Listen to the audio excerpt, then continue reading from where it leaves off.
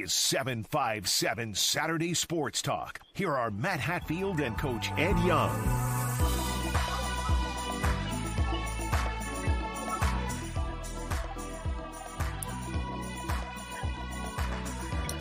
And we welcome you back here on 757 Saturday Sports Talk. Like, share, and subscribe to our CoVA Sports TV YouTube channel. We have a special guest with us, Coach Young, a guy you know from your days over at Nesman River. He is the head football coach with the Windsor Dukes. Benjamin DuBois, so kind to join us here as the football season for 2024 is right around the corner. Coach, good to see you. How's life treating you? Life's treating me pretty good. Good morning to you guys, too. Well, it's our pleasure to have you on the program. So you've got some Ed Young stories for us before we talk about your Dukes offensively, defensively, the ones to watch out for in the gridiron, huh? Yes, sir.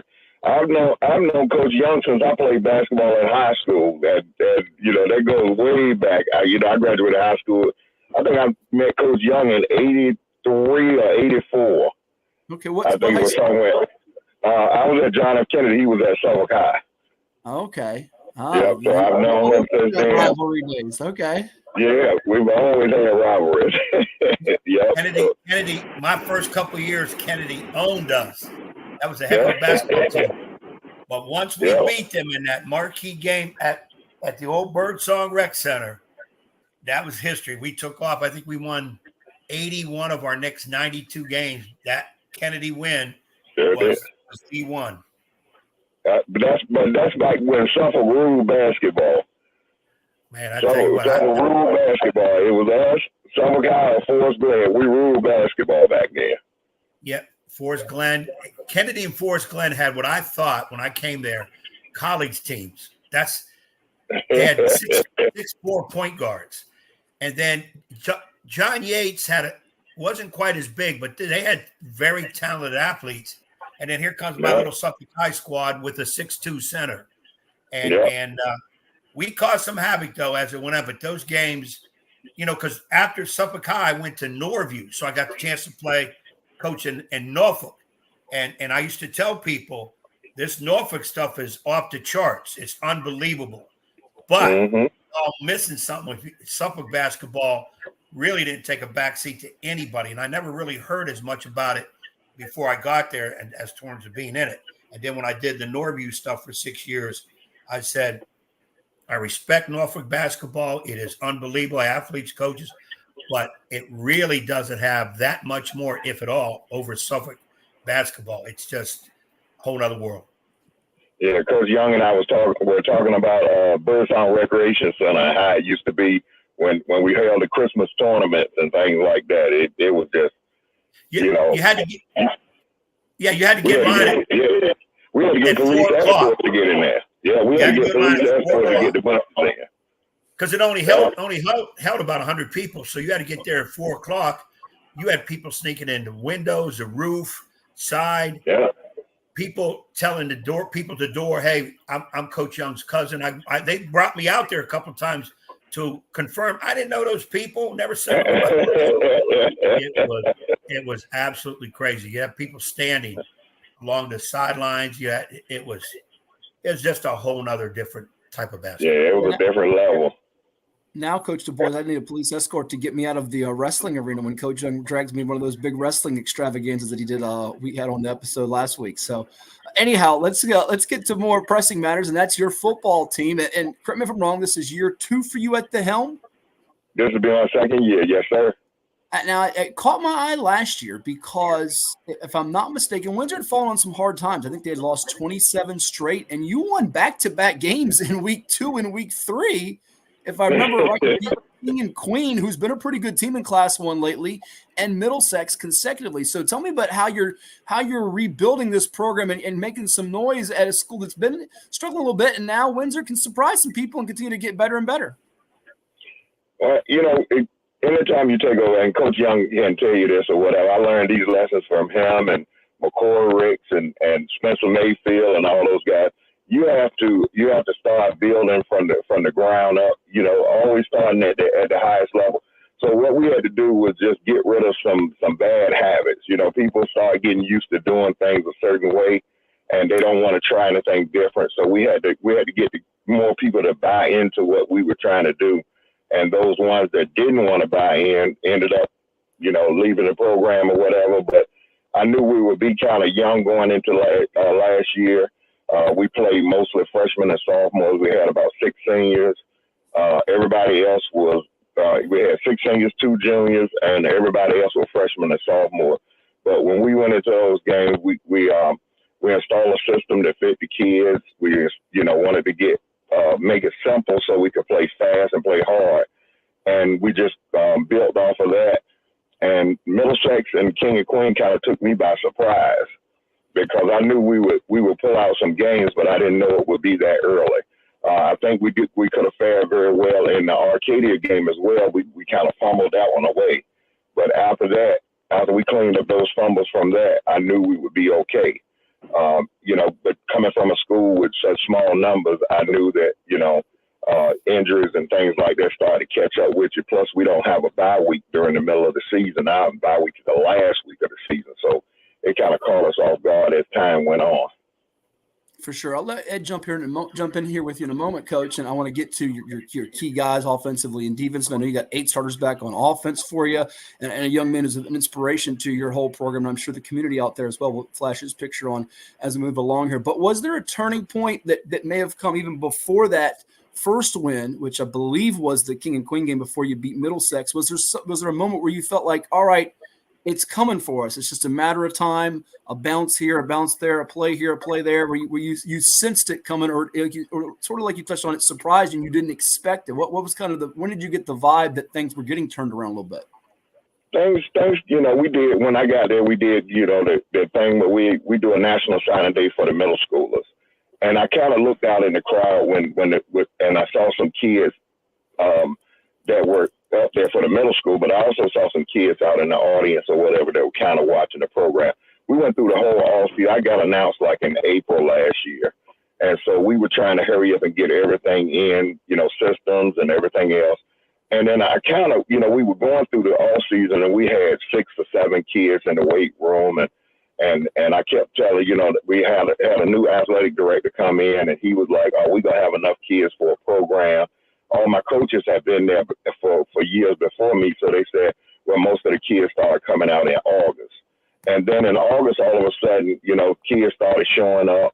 And some of the kids that didn't want it, once I stated how we were going to run the program and all that stuff like that, Coach Young will tell you, we're very firm on how we lay it out. And you either get in or get in where you fit in. And they kind of, some of them walked off or whatever.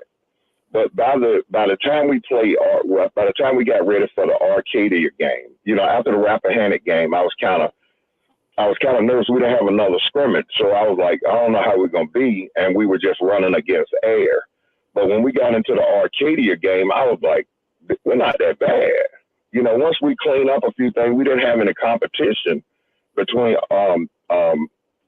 Rappahannock and Arcadia, except for playing against air. But once we got played in that Arcadia game, and I kind of looked at the coaches. I told them, "Hey guys, I think we were moving in the right direction." And then we got into after the Arcadia game. When we got into the Middlesex game, the first quarter was going kind of sluggish, and I called a timeout and I pulled everybody over to the side. I said, "Y'all one step away." I said, "Y'all are one step away." I said, "Let's take that step right now." We went back on the field, and they just, you could see it. They just against King. I'm sorry. You could see it when they came back. And plus, we had the class of '95, which was the best team in Windsor history. We had them at the game, and they came in at halftime and boosted us up even more. Pregame and halftime to boost us up even more. And I just knew right then that we had something going in the right direction and going to be kind of special. We're talking with Benjamin DuBois. He's the second-year head football coach of the Windsor Dukes. Their season opener coming up on August 29th against the Arcadia Firebirds. It is 757 Saturday Sports Talk here on CoVA Sports TV. Like, share, and subscribe. Ed, as the Windsor Dukes try to get their first playoff appearance since 2012 and maybe harken back to those 1995 days when they got those playoff wins as you see across our ticker over Rappahannock and Surrey. Well, knowing Ben, they're going to get there. It's not if, it's that when. when we going to get there? And a lot of things got to come together. Ben and I did a lot of talking. We were on hall duty together in the mornings over there at Nazareth, right when he got involved with the Windsor. And we talked. Ben asked questions, and I threw my opinion out there. And he did some really neat things. That one thing about the national signing with the 8th graders made it big time for them, made it, important. I thought was just genius. I mean, it was tremendous, something that I'm going to steal from him if anybody ever wants to get back into coaching. Ben, you went through some of those things we talked about, and I remember saying also, you got to make a statement coming in new because you can as a coach. And I said, be careful, even though you're a veteran guy, I'm older than you, so I can say it. You're going to have a couple pieces that look really good, but it's fake gold. And those will be the kids that send you the wrong way. And sure enough, you had told me a few weeks later, Coach, you were right. We got rid of them. And it kind of enhanced everybody else. Other people stepped in there because you made a point. Because a lot of kids would look at them and say, well, they're pretty good. He got rid of them. Well, I'm not here to play. And it opened opportunities for other kids. As you're getting into year 2 now, what did you learn from year 1 as you went through all that? And maybe a couple key things that you need to kind of invest in or fine tune as you go into year number 2. When we had those talks, Coach was really, he really helped me out a lot because, I'm a want it right now type person. And I was getting kind of frustrated and things like that. And we talked or whatever. And when those kids left, I was kind of feeling like maybe I should bend a little bit and accept what they were doing and all that. And then after I talked to Coach Young and a couple, I was just like, you know what, I got to stick with this. I got to stick with it. I got to ride it out. Win, lose, or draw, I got to ride it out. And we just kept going that direction or whatever. And then, like I said, all season last year, we were at about 15. I think the most we had in there at any given time was 15 kids at one time. When we got in there in January of this year, we started off 25, 30 kids. And at a school like Windsor with 400, 500 kids in it, that's kind of big when the population is half girls, half boys, maybe a little bit more girls than boys. But it was I could see it, the interest growing then.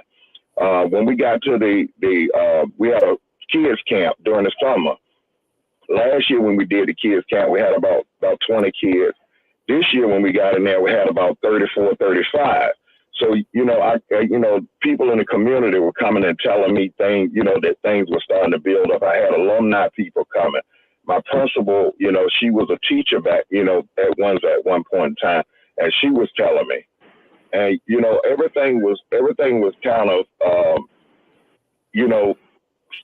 of shaky, but then I could see the light. The one thing I did pick up from last year to this year was you have to have your foundation, and I think I put that in, but you also have to, adapt to the new age kid. And, that's a struggle for us older guys, but, I have gotten a little better at that, and I'm still working at it without compromising what I actually want to do and what I believe in. So, like I said, some of the things that we're doing have really drawn a lot of interest. People, the recruiters and things like that came to Windsor, were like the first ones that come through there. And most of the first question I got from all of them was, where is Windsor? Nobody even knew where it was. So, we're getting to a point now where people know where we are. And I told the kids, I said, what we learned in high school playing basketball and football and all that was be careful what you ask for, because once you get in the spotlight, you have to maintain a certain persona. And so now the kids are seeing it, and the coaches are seeing it, and everybody's seeing it, and it's starting to come together. So I'm really proud of where we are right now. And had 16 starters back for the Dukes offensively, 8, and defensively 8 for 2024. Yes, sir. We have some really good, like I told you, everybody was like freshmen and sophomores last year pretty much. So, we have a lot of guys that never – the one thing about Windsor, and up until this year, they just started a Pop Warner program again in Windsor this year. But prior to this, there are no Pop Warner football programs. There were none in Windsor. and there are no middle school sports in Windsor. So kids never really got a chance to play football until they got in the 8th grade. And that's when they played JV. And that's where I picked them up from, you know. And then this year they decided to put in a couple of guys got together and put in a little league or whatever. We'll be able to see the results of that in a couple of years. But right now it's just basically building off of what we teach the guys. So I told my coaches, you know, at a small school like Windsor, kids have to play multiple sports in order to keep all the sports going. So I encourage that. But I also told them, I said, listen, you know, why I told my coaches, I said, well, while those guys are working on the on other sports, let's get these 8th graders and we'll use the off season to train those guys, teach them how we do things, teach them how to, you know, different positions, terminology, things like that or whatever, so that by the time the older guys get back, they kind of fit in. So when the older guys got back after baseball and track, they walk in and they see the 8th graders ready to go, and it was kind of shocking to them too. And you could see then that they were like, okay, we're gonna be kind of good this year. Well put. Well, now, Ben, let's do this. You got a lot of returnees now. We're going to challenge your memory here now. Talk to us about key kids. And, of course, with being a small school, we talk offense, we talk defense. With smaller school, just talk to us about some of your really key kids, positions they play, because it's probably going to be both ways.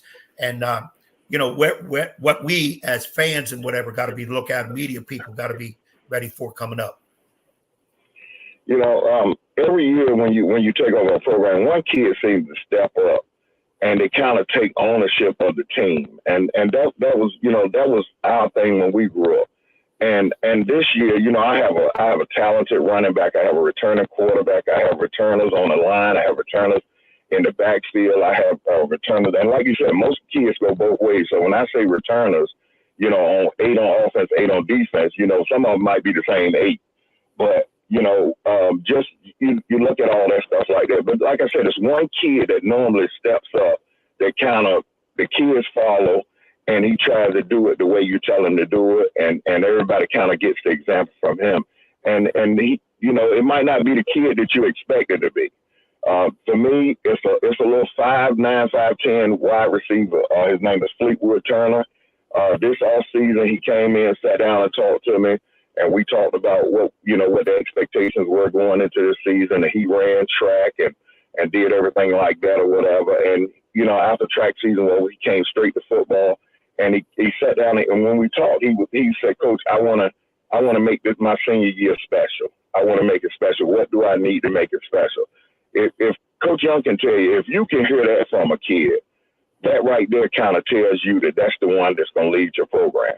And, you know, whether he's the best football player that you have or not, you know, the kids tend to listen to him. They tend to look at him. They tend to watch his example and things like that. And I told him, I said, you have to be the first person in, last person to leave. You got to outwork everybody. You got to go 100 miles an hour even when you don't feel like it. And now the kids are starting to feed off. And I look, and the younger kids are going to talk to him and things like that. So Fleetwood Turner right now is our leader. We have him, and he has really stepped up into that position, and I love it for it. And like I said, I got a lot of guys that are returning, you know, as starters. Jeremy King, my quarterback, you know, last year was his first year back at quarterback since his 8th grade year in JV. He'll be a junior this year. You know, watching him this all season, he's gotten bigger, he's gotten stronger, he's gotten taller, he's faster. And everybody's watching him. You know, he got control of the offense. He knows exactly what we're trying to do. You know, and I don't have to ride him as hard about, you know, do this, do this, do this. He knows when I call something or whatever, he goes straight into it. We have Javion Collins, which is probably, if you saw this kid, you would probably say right off the bat, you know, a couple of schools have walked in and said, you know, we want to look at this kid this year because he's a 6'2", 6'3", 240-pound running back, 230-40-pound running back, and when he comes, he brings the noise. And most school would, you know, put him on a line or whatever, especially at a school of my size. But when you watch him run the football and how he runs it, you know, you can't take that away from it. he came into last season, first time playing running back. Everybody was trying to groom him as a quarterback. I told him, I think you can run the ball. And I put him back there running back. And you know, as a sophomore, he rushed for 900 yards in about 8.5, 9 games. So we're looking for big things from him as well. Wow. In our last couple of minutes, we thank you for coming on the podcast so much. Benjamin DuBois, our guest here on 757 Saturday Sports Talk on CoVA Sports TV. Like, share, and subscribe wherever you are tuning in, be it YouTube, VirginiaPreps.com, X or Twitter as they call it, IG, Apple, Spotify, and all over the web, Facebook too. Coach, I also want to highlight a young man for you who I know is a big inspiration off the field, and it looks like he's going to also get an opportunity maybe even to be on the field this year too, and it's going to be on our screen right now. You see a young man by the name of, I think his first name is Cage. Tell us about him and his story if you can. Cage is a student that you know, not only did I met him once I started working at Windsor High School, and he would come into my classroom. His classroom was next door to my room, and he would come in there sometime and say hello and all that stuff like that. And I actually overheard him one day talking to somebody, and he was saying, you know, I wish I could play football. And you know, I went home that night, I laid down, and it's in the middle of the night I popped up and I said, you know what? And I got up and I came to school and I went in and grabbed him. I said, hey, man, would you like to join our football team? And he broke down and cried in the hallway. His dad cried in the hall. You know, his dad cried when I told him. All the teachers are every day with us. We had our overnight camp where we did for 3 days or whatever. He stayed in there the entire time with us. You know, he's so much of it. And, you know, I tell all the kids all the time, he's not a sideshow. He is a football player. He has different exercises and things that he has to work on. I'm blessed to have another coach as well that works in the building with kids like him as well. And then I have 2 other people that come out there and assist, trying to, you know, making sure he does his exercises and things, because his goal, you know, he'll be a junior this year, but his goal is to walk across the stage on graduation day. So we're trying to make sure we get him to that point. And I think this football thing and his dad and the principal, everybody have said, you know, this is going to help his goal come that much closer. He does a walker as it is sometimes now, not as much as we want him to, but the way he's doing now with the kind of workout, because usually during the summer he's video gaming and things like that because he doesn't have school. But now with him being on the football team and with us or whatever, he's working out daily with us. That's so awesome. Cage, is it DeBrunier or DeBrun? How do you pronounce his name? DeBrun, yeah. Okay, Cage DeBrun. Oh, we're pulling for him so much. That is so cool, isn't it, Ed? Yeah, man, that's some neat stuff. Where that's motivation for everybody and making that kid's life dream more fulfilled. Now the next thing, Ben, somehow, some way, I know it can be orchestrated, get him on the field and get him a handoff and get him in the end zone. Make sure the kid's blocked properly. Of course, you need a little help with the other team. That would be a memory that kid would never forget. And that could be a Sports Center ESPN moment, couldn't it? I mean, seriously, Absolutely. We've seen stories like that. That's so neat what you all are doing there at Windsor. So you know me, Coach Young. You know, and everybody calling me Ed and everything like that. You know, I always call him Coach Young. I've been calling him that since I was a kid. But you know, we have something really special planned for Cage or whatever. Like I tell the kids all the time, he's not a sideshow. He's a football player. Every day he has a couple of plays that we have put in for him. And every day before, you know, during practice, we run those plays and he has to do them right. If he fumbles, he has to do a certain amount of exercises and things like that. If he, you know, so it's teaching him to use his hands, you know, like he's supposed to hold the football and at the same time be moving in his chair and things like that. And the kids all rally around him and everything. And I'm you know, I'm going to let y'all know in advance when we're going to do it. But I'm going to tell you, it's going to be the most special thing that anybody's ever seen, because I don't want it to, you know, this kid's, you know, everything for him. And I tell my kids every day, this is the only kid that can give me an excuse. This is the only one, because he can't drive himself here. He can't do anything. He has to have a special vehicle to get him here. He has to do all that stuff. And if he can show up every day, everything else is an excuse. It's not a reason. Man, it really makes you appreciate and think for sure. It's Awesome to see what Cage is doing, and should be some fun times this coming year for the Windsor Dukes, Coach, as you guys continue to build and get better and better. We'll be looking forward to it. I'll make sure Coach Young doesn't pick you, because if he picks you, bad things tend to happen. So we'll keep we'll keep our fingers crossed for the Dukes to get the job done this year and get some. After seeing that, I already got Ben winning the first game, and if he doesn't, well, you've been there. This will be your second year. Here comes the heat now. Come on, man. You've been doing some big things. So I got you beating Arcadia by 2 touchdowns. I appreciate it, Coach. And like I told you, we're coming out this year. We're ready.